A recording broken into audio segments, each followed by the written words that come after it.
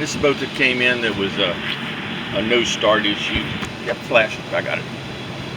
That I was trying to explain to him that the stutter switch is activated because of an inner shift cable issue, and that was killing the motor, making it so it wouldn't start, and it was having a hard time explaining to him how that worked. So I said I'd do a video.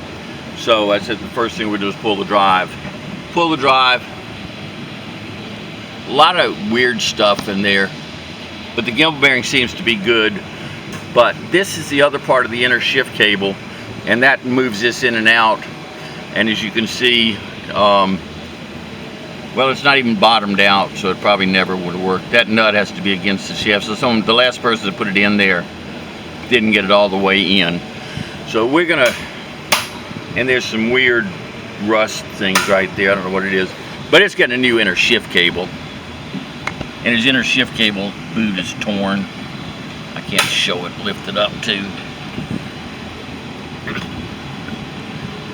So it's got a new inner shift cable, so this could move it out without killing the motor because it's not working right.